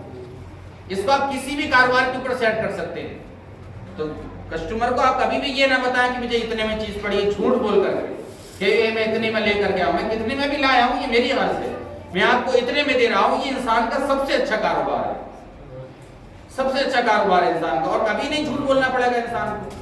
آپ فورچونر گاڑی خرید کر کے لے کے آئے 1 لاکھ، اب بیچنے کے لیے کھڑے ہوتے ہیں تو کیا کہتے ہیں؟ 1.5 لاکھ کی خرید کے لائے صاحب، 1.60 لے رہے ہیں آپ سے، جھوٹ بول کے 50,000 کما رہے نہیں کما رہے؟ اس سے تو آپ صاف بولتے ہیں، میں تو چاہیں جتنے کی لائے آپ کو 2 کی دے رہا ہوں، میں تو دیکھ لیں آپ کے سامنے، نگاہوں کے سامنے کھڑی ہے، اچھی لگے تو لے لینا، نہیں تو نہیں لیں۔ یہ سب سے اچھا کاروبار ہے۔ موبائل ہے، آپ 10,000 کا کوئی موبائل لے کر کے آئے ہیں تو اسے کیوں بتاتے ہیں 12,000 کا لائے ہیں، آپ کو 13 کا دے رہے ہیں یا 11 کا دے رہے ہیں؟ اسے تو آپ بتا دیں میں تو چاہیں جتنے کا لے کر کے آؤں صاحب، میں تو آپ کو 15 کا دے رہا ہوں، دیکھ لیں آپ اپنے ہاتھ میں لے کر کے۔ یہ سب سے اچھا کاروبار ہے، اس میں آپ کو جھوٹ ہی نہیں بولنا پڑے۔ لیکن کیا کہتے ہیں، بغیر جھوٹ کے مولانا صاحب کام ہی نہیں چلتا ہے، کاروبار ہی نہیں چلے گا بغیر جھوٹ کے، پٹ ہو جائیں گے بالکل ہم۔ کیسے نہیں چلے گا صاحب؟ ہمارا جو اسلام ہے یہ آسانی کا نام ہے، دین جو ہے آسانی کا نام ہے، اور آسانی ہی پیدا کرتا ہے، لوگوں کو مشکل میں نہیں ڈالتا ہے، محبت کا پیغام دیتا ہے، اخلاص اور محبت کے ساتھ زندگی گزارنے کا درس دیتا ہے ہمارا دین۔ اور اللہ نے بڑی خصوصیت اس کی یہ ارشاد فرمائی، ان الدین عند اللہ الاسلام، اللہ تبارک و تعالیٰ کے نزدیک جو پسندیدہ دین ہے وہ مذہب اسلامی ہے۔ اور کتنا اچھا مذہب ہے، کہاں دین پہ چلنا مشکل ہے؟ آپ کو پیاس لگی ہے، پانی تو آپ کو پینا ہی ہے، آپ چاہے کھڑے کھڑے پی لیں یا لیٹ کے پی لیں یا بیٹھ کے پی لیں، بہرحال آپ کو پانی ضرور پینا۔ تو کتنا اچھا ہوگا آپ بیٹھ جائیں، گلاس میں پانی لے لیں، 3 سانس میں پی لیں اور بسم اللہ پڑھ کے پی لیں، پیاس بھی آپ کی بجھ گئی، ایک سنت پہ بھی عمل ہو گیا، ثواب بھی مل گیا، اور دین کے طریقے میں بھی عمل ہو گیا۔ آپ کو بھوک لگی ہے، کھانا تو آپ کو کھانا ہی ہے، چلتے پھرتے کھانا کھا لیں، بھیڑ بکریوں کی طرح، جانوروں کی طرح، چاہیں تو آپ بیٹھ کر کے سکون کے ساتھ دسترخوان پہ بیٹھ کے کھانا کھا لیں۔ اگر آپ دسترخوان بچھا کر کے کھانا کھائیں گی سکون کے ساتھ میں بیٹھ کر کے، تو آپ کو دسترخوان بچھانے کا بھی ثواب ملے گا، اس کی برکتیں بھی نصیب ہوں گی، آپ کے کھانے میں بھی برکت ہوگی، آپ کا پیٹ بھی بھر جائے گا۔ اور چلتے پھرتے آپ کھا لیں گے تو آپ کا صرف پیٹ تو بھر جائے گا، گناہ بھی آپ کو ملے گا، اور کھانے میں برکت بھی نہیں ہوگی، اور آپ کو جسم میں وہ کھانا لگے گا بھی نہیں۔ اسی طریقے سے بہت سارے معاملات ہیں، کچھ بھی مشکل نہیں ہے انسان کو زندگی گزارنے کے لیے، یہ تو ہم نے خود مشکل بنا رکھا ہے۔ ایک تجربے کی بات میں کہتا ہوں، انسان سنتوں کو جب اپنی عادت میں شامل کر لیتا ہے، سنتوں کو، دین کے طریقے کو جب اپنی عادت میں شامل کر لیتا ہے انسان، پھر اس بندے کو دین پہ چلنا مشکل نہیں لگتا۔ دین سے جب ہٹ جاتا ہے پھر اس کو پریشانی کھڑی ہوتی ہے۔ جیسے چپلیں پہننا ہے، پہلے سیدھا پیر ڈالنا ہے، بعد میں الٹا ڈالنا ہے، یہ ہم عادت بنا لیں۔ پانی بیٹھ کے پینا ہے، یہ ہم عادت بنا لیں۔ کھانا بیٹھ کے کھانا ہے، یہ ہم عادت بنا لیں۔ مسجد سے نکلنا ہے تو پہلے ہمیں الٹا پیر باہر رکھنا ہے، یہ ہم عادت بنا لیں۔ اندر آنا ہے مسجد کے تو ہمیں پہلے سیدھا پیر رکھنا ہے اندر، یہ ہم عادت بنا لیں۔ سونا ہے تو سونے کی دعا پڑھ کے سونا ہے، اٹھنا ہے تو اٹھنے کے بعد فوراً دعا پڑھنا ہے، کھانا کھانے بیٹھنا ہے تو فوراً دعا پڑھنا ہے، پانی پینا ہے تو فوراً دعا پڑھنا ہے، یہ ہم عادت بنا لیں اپنی۔ یہ سوچیں کہ میری عادت ہے، جب یہ ساری چیزیں آپ کی عادت میں شامل ہو جائیں گی پھر آپ کو زندگی گزارنے کے مزے ہی کچھ اور آئیں گے، 4 چاند لگ جائیں گے آپ کی زندگی میں، پھر آپ نہیں کہیں گے دین پہ چلنا بڑا مشکل ہے۔ اور سوچے تو صحیح کتنا اچھا پیغام دیتا ہے ہمارا دین، تو ہمارا دین پیغام دیتا ہے کہ آپ کا پڑوسی بھوکا سو رہا ہے اور آپ کے گھر پہ گوشت بنا ہے تو کہتا ہے ہمارا دین، یا تو آپ رات میں بناؤ گوشت، سالن سبزی وغیرہ، اس کے بچے سو جائیں، اگر بنانا ہی چاہتے ہو تو شوربہ زیادہ کر لو، تم کم کھا لو، اپنے پڑوسی کو بھی کھلا دو۔ جو دین پڑوسی کو بھوکا رہنے کا بھی پیغام نہ دیتا ہو، وہ دین کسی کو ستانے کا کیسے ہمیں پیغام دے دے؟ پھر ماں باپ کو دل دکھانے کا کیسے ہمیں پیغام دے دے؟ ماں باپ کے ساتھ بدسلوکی کرنے کا پیغام ہمیں کیسے دے دے گا وہ دین؟ کتنا اچھا اور کتنا پیارا مذہب ہے، لیکن ہمارا نوجوان اور ہم تمام اس کے برعکس ہیں۔ کسی سے کہا جائے، نوجوانوں سے کہو بڑے بڑے ناخن نہ رکھو، غلط بات ہے، ناخن ہی بڑے بڑے رکھے نہیں صاحب۔ انگریزوں کے لباس نہ پہنا کرو، پہنیں گے انگریزوں کی لباس، مطلب جن باتوں سے ہم منع کریں گے، دین منع کرے گا، علماء منع کریں گے، وہی کام کرنے ہیں۔ کبھی کسی نوجوان سے کہو فیشن کے بال نہ کٹاؤ، اللہ کے حبیب صلی اللہ تعالیٰ علیہ وسلم نے ارشاد فرمایا قرب قیامت میں کچھ لوگ ایسے ہوں گے جو بالوں کو اس طریقے سے کٹائیں گے، آدھے چھوٹے ہوں گے آدھے بڑے ہوں گے، ڈیزائن نکالیں گے، داڑھیوں میں فیشن نکالیں گے، یہی سب باتوں کو منع کرو تو کریں گے وہی، مطلب ہر کام الٹا ہی کرنا ہے دین کے برعکس. تو جو کام ایسا کرنا ہے وہ دین کے مطابق بھی تو آپ کر سکتے ہیں. کسی سے کہو داڑھی رکھانے کے لیے انسان نہیں داڑھی رکھائیں گے. کیوں؟ ایک صرف عورت کو اچھا رکھنے کے لیے انسان داڑھی نہیں رکھاتا ہے. ایک صرف عورت کو اچھا رکھنے کے لیے، صرف عورت کو اچھا لگے اس لیے انسان داڑھی نہیں رکھاتا کہ عورت اسے دیکھے، اس کی تعریف کرے، خوبصورت لگے. اگر ساری دنیا کے اندر سب سے حسین اور جمیل کوئی ہے تو آقا کریم صلی اللہ تعالی علیہ وسلم ہے.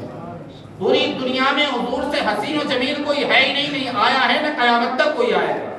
سب سے زیادہ حسین چہرے پر اللہ تبارک و تعالی نے جب داڑھی رکھی ہے تو ہم اور آپ کون ہوتے ہیں اپنے چہرے سے داڑھی چلانے والے؟ داڑھی سدا اپنے چہروں پہ. سنت رسول بڑی برکت نصیب ہوتی ہے اس کی. اور اللہ کے پیارے حبیب صلی اللہ تعالی علیہ وسلم نے سنا نہیں. اچھا آپ سوچیں جب آپ گھر سے کوئی باہر نکل کے چلے جائیں کسی کام کے لیے، جب باہر چلے جائیں کوئی غلط کام کر کے گھر میں آئیں، آپ کے کیا خیال ہے؟ آپ کے ماں باپ آپ کو دعائیں دیں گے؟ ظاہر سی بات ہے آپ کے ماں باپ آپ کو ڈانٹیں گے جب ان کے پاس شکایت آئے گی. بس اوقات ماریں گے بھی. کبھی کبھی ایسا ہوتا ہے ماں کھانا نہیں دیتی ہے جب باہر کی شکایتیں اولاد کی ملتی ہے. ہوتا نہیں ہوتا ایسا، زیادہ تر ایسا ہوتا نہیں ہوتا. ماں باپ کو اگر کوئی بات ایسی سننے کے لیے ملے آپ کے تعلق سے جس کی وجہ سے ماں باپ کا دل دکھتا ہو تو ظاہر سی بات ہے ماں باپ کو تکلیف ہوگی اور آپ کو ڈانٹیں گے، ماریں گے بھی. سیم اسی طریقے سے اس کو یوں سمجھے کہ ہم دنیا میں آئے تو جب ہم اللہ کے حبیب صلی اللہ تعالی علیہ وسلم کی نافرمانیاں کرتی ہیں حضور جانتے ہیں. اور جب ہم قبر میں تشریف لے کر کے جائیں گے اللہ کے حبیب صلی اللہ تعالی علیہ وسلم کی نافرمانیاں کر کے تو حضور کی بارگاہ میں جا کر کے کیا منہ دکھائیں گے؟ کیا خیال ہے حضور ہم سے خوش ہو جائیں گے داڑھی کو چھلا کر کے جائیں گے؟ کیا خیال ہے آقا کریم صلی اللہ تعالی علیہ وسلم سینے سے لگا لیں گے ہمیں؟ جب ہم شریعت کے مطابق زندگی گزار کے دنیا سے جائیں گے تو یقینی طور پہ آقا کریم صلی اللہ تعالی علیہ وسلم سے خوش ہوں گے. اور اگر اس طریقے سے ہماری حالت نہیں ہوگی تو یقینی طور پہ دنیا میں بھی ہم رسوا ہوں گے اور آخرت میں بھی رسوا ہو جائیں گے. درود پاک پڑھنے ایک مرتبہ بلند آواز سے اللہ اکبر.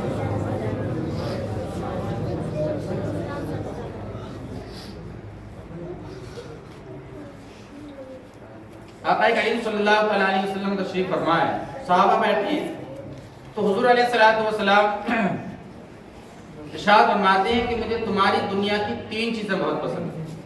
کیا کیا؟ حضور ارشاد فرماتے ہیں کہ مجھے تمہاری دنیا کی 3 چیزیں بہت پسند ہیں. پہلی عورت، دوسری حضور نے ارشاد فرمائی کہ خوشبو بہت پسند ہے، تیسری حضور نے ارشاد فرمائی کہ مجھے نماز بہت پسند ہے. پہلے دھیان سے سن لیں. حضور نے ارشاد فرمایا تمہاری دنیا، اس کا مطلب یہ ہے کہ آقا کریم صلی اللہ تعالی علیہ وسلم کی دنیا کوئی اور ہے. یہ ہم سے کہہ رہے ہیں آقا کریم صلی اللہ تعالی علیہ وسلم کہ تمہاری دنیا کی مجھے 3 چیزیں پسند ہیں، ایک عورت، ایک خوشبو اور ایک عطر. عورت کیوں کہا آقا کریم صلی اللہ تعالی علیہ وسلم نے؟ یہ اس زمانے میں کہا تھا جب لوگ عورتوں کو زندہ دفن کر رہے تھے، جب بیواؤں کے اوپر ظلم کیا جا رہا تھا، جب بیواؤں کو ستایا جا رہا تھا. کسی کے شوہر کا انتقال ہو جاتا تھا تو اسے ایک مکان میں قید کر دیا جاتا اور جب اس کی عدت پوری ہو جاتی تو جانور کے اوپر بٹھا کر کے سارے شہر میں اس کا چہرہ کالا کر کے دامن میں اونٹ کی مینگنیاں اس کے رکھ دی جاتی اور راستے میں ڈالتی جاتی اور لوگ اعلان کرتے یہ وہ منحوس عورت ہے جس کے شوہر کا انتقال ہو گیا ہے. اس زمانے میں جو عورت کا حال یہ تھا جب کسی کے شوہر کا انتقال ہو جاتا منحوس اس عورت کو سمجھا جاتا تھا. اس زمانے میں جس زمانے میں زندہ بیٹیوں کو دفن کر دیا جاتا تھا، میرے آقا کریم صلی اللہ تعالی علیہ وسلم نے بیوہ حضرت خدیجہ الکبریٰ رضی اللہ تعالی عنہا سے 25 سال کی عمر میں نکاح فرما کر کے لوگوں کو اعلان کیا اور پیغام دیا قیامت تک کے لوگوں کے لیے، اے لوگوں یہ بیوائیں جو ہوتی ہیں نا یہ منحوس نہیں ہوتی ہیں، انہیں بھی دنیا میں معاشرے میں عزت اور شرافت کے ساتھ جینے کا حق حاصل ہوتا ہے. 25 سال کی عمر میں 40 سال کی خاتون سے اور جو 2 مرتبہ بیوہ ہو چکی تھی پہلے سے ان سے نکاح کیا اور تقریباً آقا کریم صلی اللہ تعالی علیہ وسلم نے حضرت خدیجہ الکبریٰ رضی اللہ تعالی عنہا کے ساتھ 25 سال گزارے. ہے کوئی دنیا کا نوجوان ایسا اتنی قربانی بڑی دے دے گا جس کی 25 سال عمر ہو، 40 سال کی خاتون سے نکاح کرے اور وہ خاتون 2 مرتبہ بیوہ ہو چکی ہو، 2 مرتبہ بیوہ ہو چکی ہو پہلے سے ہی، اور کوئی 25 سال کا نوجوان اس کے ساتھ میں 25 سال رہ سکتا ہے؟ کبھی نہیں رہے گا. یہ آقا کریم صلی اللہ تعالی علیہ وسلم کی شان اور عظمت ہے کہ جس دور میں بیواؤں کو ستایا جا رہا تھا تو بیوہ سے ہی سب سے پہلے نکاح کیا. اور 25 سال تقریباً زندگی گزاری، اور اس دور میں اس ٹائم میں جب تک حضرت خدیجہ کبریٰ رضی اللہ تعالیٰ عنہا آپ کے نکاح میں رہی، آپ نے دوسرا نکاح نہیں فرمایا۔ کتنی شان کی بات ہے، کتنی حیرت کی بات ہے کہ آپ دیکھیں تو صحیح، اللہ تبارک و تعالیٰ نے ارشاد فرمایا لَقَدْ كَانَ لَكُمْ فِي رَسُولِ اللَّهِ أُسْوَةٌ حَسَنَةٌ، آقا کریم صلی اللہ تعالیٰ علیہ وسلم کی زندگی تمہارے لیے نمونہ عمل ہے، نمونہ عمل ہے تمہاری زندگی، تمہارے لیے حضور کی زندگی۔ اب حضور نے بیواؤں کو عزت دی، یتیموں کے لیے سہارا بنی آقا کریم صلی اللہ تعالیٰ علیہ وسلم۔ دوسری چیز کیا ارشاد فرمائی، کب کوئی اس سے یہ نہیں کہنا کہ حضور نے یہ کہا کہ مجھے عورتیں پسند ہیں، یہ اس زمانے میں کہا تھا جب عورتوں کو مارا کاٹا جا رہا تھا، ستایا جا رہا، بچیوں کو زندہ دفن کر دیتے تھے صاحب لوگ۔ ایک بندر بھی ہوتا ہے نا، بندر اپنے بچے کو سینے سے لگا کر رکھتا ہے، اس دور کے لوگ تھے جو بندروں سے بھی بدتر تھے، اپنی بچیوں کو زندہ دفن کر دیا کرتے تھے مٹی کے اندر، زمین کے اندر، خود اپنے ہاتھوں سے دفن کیا کرتے تھے۔ تو حضور نے اس دور میں بیٹی کے لیے کہا کہ فاطمہ جو ہے یہ میری جگر کا ٹکڑا ہے۔ پھر لوگوں سے کہا کہ اے لوگوں، اگر کسی کی 2 بیٹیاں ہیں اور ان کی اچھی تربیت کریں، اچھے گھر میں نکاح کر دے، دیندار گھر میں، تو اس طریقے سے حضور نے ارشاد فرمایا جیسے یہ 2 انگلیاں ہیں۔ آقا کریم صلی اللہ تعالیٰ علیہ وسلم نے ارشاد فرمایا کل قیامت کے دن جنت میں بھی وہ میرے ساتھ اسی طریقے سے رہے گا جیسے یہ 2 انگلیاں ہیں۔ کتنی قریب میں یہ 2 انگلیاں، کہا جس کی 2 بیٹیاں ہوں۔ اس دور میں جب لوگ بیٹیوں کو زندہ دفن کر رہے تھے، کیا کہا حضور نے جس کی 2 بیٹیاں اچھی تربیت کرے، اچھے گھر میں نکاح کر دے، تو جس طریقے سے یہ 2 انگلیاں قریب میں ہیں ایسے ہی جنت میں وہ میرے ساتھ میں رہے۔ وہ دور تھا بیٹیوں کو زندہ دفن کرنے والا، خاتونوں کو ستانے والا۔ حضور نے پھر ارشاد فرمایا کہ دوسری چیز کیا ہے، خوشبو مجھے بہت زیادہ پسند ہے، عطر لگانا سنت ہے، اس سے پرفیوم نہیں ہے، صرف خوشبو لگانا جس کو ہم عطر بولتے ہیں، یہ لگانا سنت ہے۔ تیسری چیز حضور نے ارشاد فرمائی الصلاۃ خیر من النوم، نماز نیند سے بہتر ہے، یعنی نماز میری آنکھوں کی ٹھنڈک ہے۔ الصلاۃ معراج المؤمنین، نماز مومن کی معراج ہے۔ قرۃ عینی، الصلاۃ، نماز میری آنکھوں کی ٹھنڈک ہے۔ نماز کے لیے حضور نے کہا کہ نماز تمہاری دنیا کی مجھے بہت زیادہ پسند ہے۔ اب آج ہم نماز سے اتنے دور ہو گئے ہیں، اور یہ آپ دیکھیں، حضرت سے مجھے آپ کسی عالم سے پوچھیں، پڑھ کے دیکھیں حضور کی سیرت، جب بھی کوئی معاملہ پیش آتا حضور کی بارگاہ میں تو اللہ کے حبیب صلی اللہ تعالیٰ علیہ وسلم وضو فرماتے اور اللہ کی بارگاہ میں آ کر کے 2 رکعت نماز پڑھا کرتے تھے اور دعا کرتے تھے، تو اللہ تبارک و تعالیٰ نماز پڑھنے کی وجہ سے اس پریشانی کو حل کر دیتا تھا۔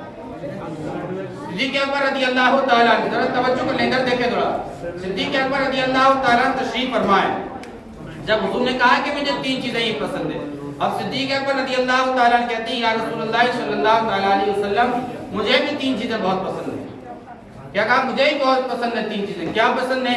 صدیق اکبر رضی اللہ تعالیٰ عنہ کہتے ہیں یا رسول اللہ مجھے سب سے زیادہ یہ پسند ہے کہ آپ کی بارگاہ میں بیٹھا رہوں اور آپ کے چہرے کی زیارت کرتا رہوں، آپ کا دیدار کرتا رہوں، مجھے یہ بہت زیادہ پسند ہے۔ وَأَحْسَنُ مِنْكَ لَمْ تَرَ قَطُّ عَيْنِي وَأَجْمَلُ مِنْكَ لَمْ تَلِدِ النِّسَاءُ، کتنے حسین آقا کریم صلی اللہ تعالیٰ علیہ وسلم ہیں۔ حضرت حسان بن ثابت رضی اللہ تعالیٰ عنہ کہتے ہیں یا رسول اللہ صلی اللہ تعالیٰ علیہ وسلم پوری دنیا میں نے آپ سے زیادہ حسین و جمیل کسی کو دیکھا ہی نہیں، کتنے حسین چہرہ تھا۔ صدیق اکبر رضی اللہ تعالیٰ عنہ کہتے ہیں یا رسول اللہ میں آپ کے چہرے کی زیارت کرتا رہوں، آپ کو دیکھتا رہوں، یہ مجھے بہت زیادہ پسند ہے۔ دوسری چیز کہتے ہیں صدیق اکبر رضی اللہ تعالیٰ کہتے ہیں یا رسول اللہ صلی اللہ تعالیٰ علیہ وسلم میری بیٹی حضرت عائشہ صدیقہ رضی اللہ تعالیٰ عنہ جو آپ کے نکاح میں، یہ مجھے بہت زیادہ پسند ہے، یہ بہت زیادہ پسند ہے۔ تیسری چیز کہتے ہیں صدیق اکبر رضی اللہ تعالیٰ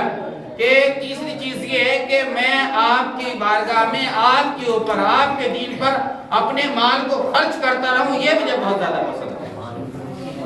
پسند تو دیکھیں، پسند ہماری پسند تو نہ جانے کیا کیا ہوتی ہے، دنیا کی چیزیں ہوتی ہیں، یہ صحابہ ہیں، حضور کی پسند دیکھیں، صحابہ کی پسند دیکھیں، ہر وہ چیز پسند کرتے تھے جس سے آخرت کا فائدہ ہو، دنیا کا فائدہ ہو، آخرت کا ہی فائدہ ہو، اللہ تبارک و تعالیٰ ان چیزوں سے خوش ہو جائے۔ آقا کریم صلی اللہ تعالیٰ علیہ وسلم کی خوشبو کا کیا کہنا ہے، جس گلی سے گزر جاتے تھے آقا کریم صلی اللہ تعالیٰ علیہ وسلم، صحابہ کہتے ہیں کہ ہم گلی کی خوشبو سونگھ کر کے، جو گلی میں خوشبو آتی تھی، ہم احساس کر لیتے تھے کہ اسی گلی سے آقا کریم صلی اللہ تعالیٰ علیہ وسلم کا گزر ہوا۔ حضرت عائشہ صدیقہ رضی اللہ تعالیٰ عنہ کہتی ہیں جب حضور میرے گھر کی طرف آتے تھے تو آپ سے پہلے آپ کی خوشبو آ جاتی تھی، میں سمجھ جاتی تھی، اور جب حضور دروازہ آ کے بجاتے نہیں تو اس سے پہلے آ کے کھول دیتی تھی۔ حضور پوچھتے تھے آپ کو کیسے معلوم کہ میں آنے والا ہوں یا میں آ گیا ہوں؟ حضرت عائشہ صدیقہ رضی اللہ تعالیٰ عنہ کہتی ہیں جب آپ نے رخ میرے گھر کی طرف کیا ہوتا ہے تب آپ سے پہلے آپ کی خوشبو میرے گھر میں آ جاتی ہے، میں سمجھ جاتی ہوں کہ آپ ہی آنے والے ہیں۔ اتنی خوشبو مہکتی تھی۔ اور ایک دن تو تشریف فرما حضرت انس رضی اللہ تعالیٰ بیان فرماتے ہیں آقا کریم صلی اللہ تعالیٰ علیہ وسلم دوپہر کے وقت میں ایک دن آرام فرما رہے تھے، تو آپ کہتے ہیں کہ آپ کی جسمی اثر سے پسینہ نکل رہا ہے۔ کہتے ہیں کہ میری ماں نے اس پسینے کو ایک شیشی میں بھر لیا۔ جب بھر لیا اس پسینے کو تو آقا کریم صلی اللہ تعالیٰ علیہ وسلم کی آنکھ کھلی۔ جب آنکھ کھلی تو کہا کہ اس پسینے کا کیا کرو گے؟ تو آپ کہتے ہیں آپ کی ماں اور آپ حضرت انس رضی اللہ تعالیٰ کہتے ہیں یا رسول اللہ صلی اللہ تعالیٰ علیہ وسلم لوگ تو خوشبو کے لیے مہنگے مہنگے عطر استعمال کرتے ہیں، ہم اب عطر نہیں استعمال کریں گے، ہم آج سے آپ کے پسینے کو خوشبو کی جگہ استعمال کریں گے۔ اتنی خوشبو آتی تھی۔ اور حضرت انس رضی اللہ تعالیٰ نے وصیت کی تھی کہ جب میرا انتقال ہو جائے تو یہی پسینے کو میرے کفن میں بھی لگا دے۔ اتنا مہکتا ہوگا آقا کریم صلی اللہ تعالیٰ علیہ وسلم کا خوشبو پسینہ۔ اور دیکھیں کتنی برکتیں ملتی تھی صحابہ کرام کو حضور کی بارگاہ میں بیٹھنے سے۔ دو صحابی بیٹھے ہیں حضور کی بارگاہ میں، اب وقت ہو گیا رات میں زیادہ طویل باتوں ہوں تو ٹائم ہو گیا، اندھیرا ہو گیا۔ آج دور تو ایسا ہے، لائٹ روشنی کا دور ہے، لائٹ کا دور ہے، انسان کو اتنی تکلیف نہیں ہوتی ہے۔ تو جب دونوں صحابہ جانے لگے گزر کے تو کیا ہوا، جب اندھیرا تھا تو آقا کریم صلی اللہ تعالیٰ علیہ وسلم نے ایک صحابی کی لاٹھی میں روشنی کر دی۔ اب ایک میں روشنی ہو، یہ چلنے لگے لاٹھی کی روشنی کے سہارے سے۔ کچھ دور کے بعد کیا ہوتا ہے کہ دونوں کا سفر الگ الگ ہوا، ایک کو ادھر جانا ایک کو ادھر جانا۔ اب دونوں حیرت میں کہا لاٹھی تو ایک روشن ہے، ایک کی لاٹھی سے روشنی آ رہی ہے اور دونوں کو الگ الگ جانا ہے، تو اب کیا کریں؟ تو لاٹھی نے صحابہ کرام نے ایک کو دوسرے سے ٹچ کیا، تب دونوں لاٹھی روشن ہو گئی۔ دونوں صحابہ اس لاٹھی کی روشن سے اپنے اپنے گھروں کو تشریف لے گئے۔ یہ آقا کریم صلی اللہ تعالیٰ علیہ وسلم کی شان صاحب، اس نبی کی بارگاہ میں جھک جاؤ آ جاؤ جس نبی نے بچپن میں ہی چاند کو اپنا کھلونا بنایا۔ ان کی بارگاہ میں کیوں جاتے ہو جو دنیا کے کھلونے بناتے ہیں، جو دنیا کے کھیلوں سے کھیلتے ہیں، دنیا کے کھلونوں سے کھیلتے ہیں؟ اس کی بارگاہ میں آؤ جو اللہ تبارک و تعالیٰ نے جس کے کھلونوں کا انتظام دنیا میں نہیں ہے بلکہ آسمان پہ کیا۔ جدھر انگلی کرتے تھے میرے آقا کریم صلی اللہ تعالیٰ علیہ وسلم چاند بھی ادھر ہو جاتا تھا، جب چاہتے چاند کے 2 ٹکڑے کر دیتے۔ آپ کی والدہ محترمہ ارشاد فرماتی ہیں کہ ایک مرتبہ حضور جھولے میں تھے، جھول رہے تھے، کہتی میری اچانک چاند پہ نگاہ گئی تو میں کیا دیکھتی تھی، چاند کبھی حضور کے پیر کی طرف جاتا تھا، کبھی سر کی طرف جاتا تھا، کبھی دائیں طرف جاتا تھا، کبھی بائیں طرف جاتا تھا۔ میں حیرت میں پڑ گئی، میں تعجب سے دیکھنے لگی، میری نگاہ حضور کی انگلی پہ گئی تو میں نے کیا دیکھا، جب آقا کریم صلی اللہ تعالیٰ علیہ وسلم اپنی انگلی کو سر کی طرف کرتے تھے تو چاند بھی سر کی طرف چلا جاتا تھا، جب حضور اپنی انگلی کو پیر کی طرف کرتے تھے چاند بھی پیر کی طرف آتا تھا، جب حضور اپنی انگلی کو سیدھے ہاتھ کی طرف کرتے تھے دائیں تو ادھر چاند چلا جاتا تھا، جب حضور ہاتھ کی انگلی کو الٹے ہاتھ کی طرف کرتے تھے چاند بھی ادھر چلا جاتا تھا۔ چاند سے کھیلتا ہو تو نبی، کیا شان ہے آقا کریم صلی اللہ تعالیٰ علیہ وسلم کی عزیز ساتھیوں، اس حبیب کی بارگاہ میں آ جاؤ، اللہ تبارک و تعالیٰ کی بارگاہ میں جھک جاؤ، اللہ سے معافی مانگ لو۔ آج ہی کی رات ہے، اللہ تبارک و تعالیٰ کی بارگاہ میں رو رو کر کے گر گراؤ، پروردگار عالم آج تو نہیں معاف کرے گا تو ہمیں کون معاف کرے گا؟ ہم تیری بارگاہ میں آئے ہیں، تیری بارگاہ ہی ایسی ہے، تو ہی معاف کرنے والا ہے، اور کس کی بارگاہ میں ہم جائیں جس کی بارگاہ میں ہمیں کوئی سہارا مل جائے یا معافی کا پروانہ مل جائے۔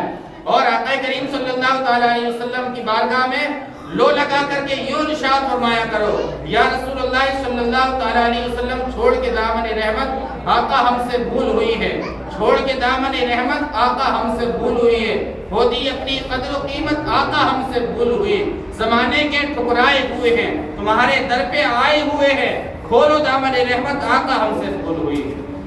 आका करीम सल्लल्लाहु ताला अलैहि वसल्लम की बारगाह में जितना आप लगाव रखेंगे, जितना हुस्न की जिंदगी को पढ़ेंगे सुनेंगे, इंशाल्लाह उतनी ज्यादा बरकतें नसीब होंगी।